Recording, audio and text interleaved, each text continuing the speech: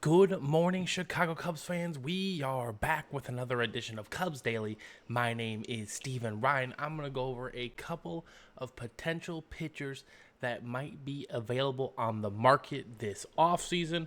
We're going to see if they could be good fits for this next season's Cubs team. We're going to continue with the series grading the Cubs. We're going to be rounding out, I believe I'm polishing off the final position player on that front. And then, as usual, every Friday, we'll be getting to some of your viewer comments. But before we get into all that, just want to give everyone a big thank you from the bottom of my heart. Everyone here at Cubs Daily appreciates every single one of you who continue to watch the videos, check in with the channel, share your thoughts in the comments, hit that thumbs up or like in the channel, and subscribing, of course. So let's dive right into it, shall we? A couple of pitcher names that we've been discussing, upcoming this season. Chris Sale, I'm going to lead off with him. He was rumored to potentially be a trade target at the deadline. We were kind of waiting to see what the Braves wanted to do. The Braves never really got close this season, kind of just a injury bug-ridden season for that ball club, and so... But eventually, I think when, the rumors were starting to ramp up with Chris Sale, he unfortunately got hurt as well, and those rumors fell through in that sense, right? But we all know the story with Chris Sale, an absolutely sensational pitcher in Major League Baseball. He's one of the best pitchers, I'm not going to say of all time. That's a little bit of a bold statement, but hey, 7-5 last year with a 2.5 ERA. I think that would play really, really well in today's game, right? He's going on. He's going to be 37 here, entering next season, born on March 30th. So, again, probably not a long-term commitment on the Cubs. He has a club option with the Braves, so I'm curious to see what the Atlanta Braves choose to do. The Braves are in an interesting predicament, right? Because we know that the Braves are a really talented baseball team. They just haven't executed at the level that we're used to them executing over the past few seasons. Again, injuries have played a factor. Obviously, Ronald Acuna Jr. Got hurt again last season. So, curious to see what they do. They might not pick up that option and try and go with some young, cheaper arm talent that they have in the farm system. So, maybe he becomes a free agent and the Cubs can sign him on a one-year deal. Because, again, I personally believe the philosophy for this Cubs front office this season is going to be, can we get good talent on a one-year deal? Obviously, there's talent out there that you would think they would expend more money for. But, again, I'm not hammering it home. I'm not even going to say it. But the Cubs are probably looking for good one-year deals to help supplement that staff through injuries in the 2026 season. So do I think Chris Sale would be a great fit for this Cubs team on a one-year deal? Now, can he stay healthy? That is, of course, the real question here regarding Chris Sale. But either way, I don't mind the proposition, especially if it's like a one-year, $10 million deal. I think that's a really friendly Cubs deal, and we'll get him for his age 37 season. Hopefully he can stay healthy for most of it. Now, the next name I'm going to drop to you guys is a much more interesting proposition, okay? The question here is there a path for the Cubs to get Freddie Peralta? I'm going to say generally no. I'm going to say, just kind of outright no. Like, I don't think the Brewers are going to trade Freddie Peralta to the Cubs. Like, they would never do that directly, right?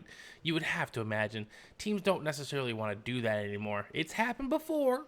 Can't say it's out of the question, but especially given where we were at, we just had an NLDS with them. There's no way they're going to trade him to us. So, but is there a path? I think so. We understand how the Milwaukee Brewers operate, right? They operate on a next man up opportunity. Even though his club option is for only $8 million next year, if the Brewers choose not to pick it up, that would make him a free agent. Now, I'm sure Peralta will be seeking much more on that front, right? He'll be seeking a much bigger deal. I got a fuzzball in my head? Oh, I'm sorry. Seeking a more long-term contract, understandably so, right? Freddie Peralta is a really, really good baseball pitcher, and He actually has one of the lowest opponent batting averages in Major League Baseball history, with names like Matthew Christensen and a lot of guys who pitched way, way back when the Cubs were running a dynasty back in the day. So I think Peralta would be a good fit for the Cubs. Again, baseball baseball's not rocket science in the sense of, if you're a good player, I want you on my team. Straight up. Now, do I think Freddie Peralta is a frontline ace? No. I think he is susceptible. I think he can be gotten to, and the Cubs showed that in Game 4 last year. But do I think he would be a sturdy presence in this rotation? Pair him alongside Cade Horton and Justin Steele with, maybe potentially Shota Imanaga, but even Jameson Taillon even. I think that would be a nice 1-2-3 duo going into the postseason potentially. So, do I think the Cubs are going to get him? Absolutely not. I mean, I know the Brewers aren't going to hand him to us, but curious to see what they do. The rumor is with the Brewers is they are looking for a deal for him this offseason. So, obviously, if they were to trade him, they would pick up the club option and then move him accordingly. And this is what the Brewers do. They've done this historically. They've done it with Devin Williams. They've done it with Josh Hader. They've done it with Corbin Burns, et cetera, et cetera. So I could absolutely see the Brewers doing this move with Freddie Peralta, but I think they would want to send him to the AL. They would not want him to come back and bite them in the butt in the NL Central. But is there a path? Absolutely, right? Because what if, they choose not to pick up the club option and let him walk? Freddie Peralta could get super salty, come to the Cubs on a 2-year, $25 million deal, and, exact his revenge on the team that left him for dead. So, I mean, that would be a very interesting proposition on my front. Okay, let's hop into grading the Cubs. I think this is going to be the last position player that I have on the docket this year. Obviously, there's the bench players like Willie Castro and, Justin Turner. I'm not going to really rank those guys. If there's a player I'm missing, please comment it down below who I'm missing. I will happily go over that with you, but I'm going to grade Matt Shaw's rookie season with the ball club, and I'm going to give him a B-, okay, because of what he did defensively. What he did defensively was work. Entering the season, third base was a tremendous question mark for this Cubs team, okay? We didn't know who was going to be playing. We threw Vidal Brujan over there. We tried Justin Workman or Gage Workman or whatever that guy's name was. Honestly, I don't even remember who started at third. I know in Japan, Shaw started at third base, but what he did defensively was absolutely fantastic. He's a finalist for the Gold Glove at third base, as he should be. So, B- on that front. The first half hitting was suspect, very questionable, but in the second half of the season, Matt Shaw did pick it up. Those are the numbers you see right there. Right there. Those are his total numbers across the season, right? But let's take a look at his second half numbers, because that is when Matt Shaw really started to click for this Cubs team, right? And according to StatMuse, after the All-Star game, Shaw hit .258 with 48 hits, had 11 home runs, and had 29 RBIs along with 29 runs scored in that second half of the season. So again, right, 11 of his 13 home runs. 144 is not accurate, by the way, for his RBIs. He would definitely get an A+ on that front. So let's take that down. So I apologize. He drove in 44 RBIs. He had a really, again, it was all about the second half for him, and I think that's really, really why I'm giving him a B-. It kind of saved grace. He showed that potential for us, and hopefully he takes a big step forward this next season, right? Hopefully he can kind of develop more into a B+, A- type player, maybe get to 20, 25 home runs, 60 to 80 RBIs. I think that'd be really, really productive for Matt Shaw. Now, does he stay at the bottom of the lineup? That's the kind of question we want to know, right?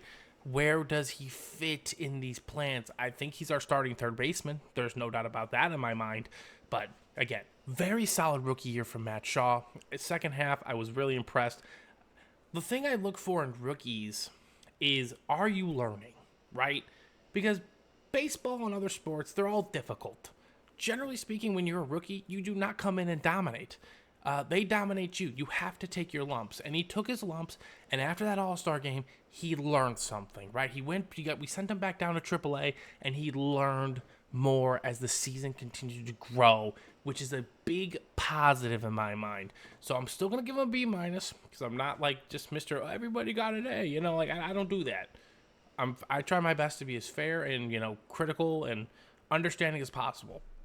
So B minus for Matt Shaw, but the thing with that B minus, there's a potential, and that's what I like to see.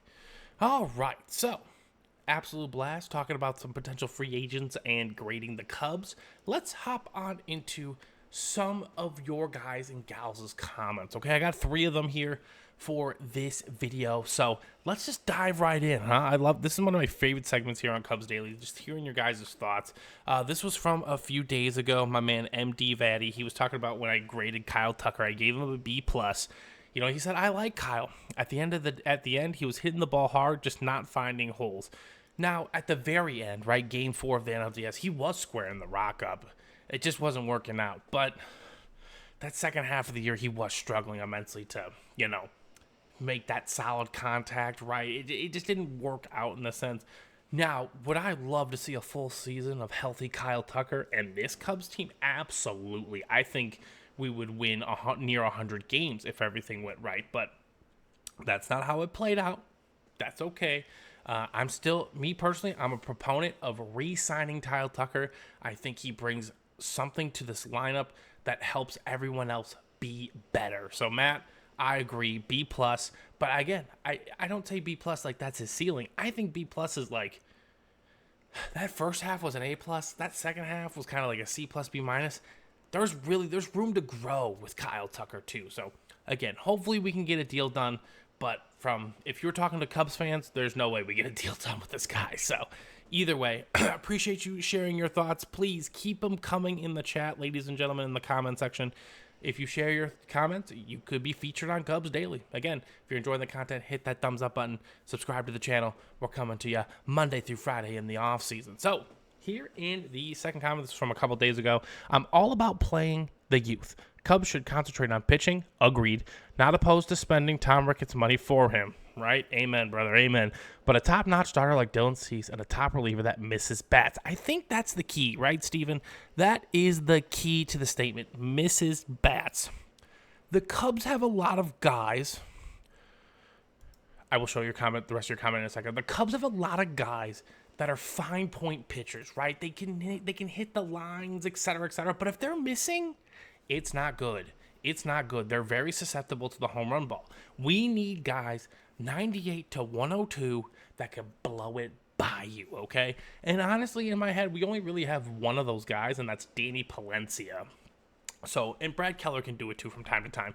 So where do we acquire more arm talent of that nature? That is the real question here. Chris Sale, that's what he used to do. He used 99 mile per hour fastball. He used to overwhelm you, man. Like, that is what wins playoff series. So, excellent point by Steven. He said, other than that, Casey in right field, can't disagree. Ballesteros at the DH, but we don't need an old catcher, in my opinion. I did suggest JT Real Muto, and again, I was speaking more in the hypothetical sense, but I totally hear you, my man. Play the youth in 26 in preparation for 27, so we can hopefully save the sport I love the most. Steven, yeah. Baseball's fine. Baseball is going to be here forever. We love baseball. I understand what the Dodgers are doing. The Dodgers are about to be beaten. They are down 3-2 in the World Series to the Blue Jays, and they're going home to Toronto. The Dodgers can be taken. You have to invest in the talent, though. And I think having Vlad Jr. proves that. I'm not saying maybe Kyle Tucker's the right guy, but you see what we're talking about here, right? These teams are top 5 in payroll. Again, you have to spend the money correctly. I'm not disagreeing with any of that. But you have to invest in the talent. The talent is what's going to win you the World Series. And Kyle Tucker, whether we like it or not, is a great talent. He's a really good baseball player, and he elevates everyone around him. Seiya Suzuki, career season. Michael Busch, career year. PCA, career year. I'm not saying it's all because of Kyle Tucker, but what I am saying, though, is there's a possibility that those numbers go down next year if he is not on the Cubs. It's a very realistic possibility, and we have to be prepared for that. So, agreed, Steven. I agree with most of your statement there. Again, I was spitting JT Realmuto as kind of a fun thing. Maybe the Cubs know something about Miguel Amaya. We're not 100% sure, but I don't think they're going to get him either. 100% understand on that one. All right, so final comment of the day. This was from a few days ago when I was asking you guys, what year did you become a Cubs fan, right? Like, because it starts everywhere for someone, right? We all say the day we're born, but obviously we're not processing information at that level then. But Billy O'Connor, I just loved this comment, so I want to share it with everyone. 1967, grew up 2 miles from Wrigley, Addison and Lincoln. That was my mother's daycare for me. My 3 brothers, 4 boys. We'd go to the game, flip seats, get a voucher for the next game. Mom would pick us up at Yum Yum Donuts across the street, or we would walk home. Hey, best childhood ever. Thanks for what you're doing, kid. He's talking to me. Keep up the good work. Go Cubs, go. Billy, go Cubs, go. Sold my house 4 years ago. Irving Park in California. Was able to score standing room only for World Series in 16. Unbelievable. Living in Colorado, now missing Wrigley.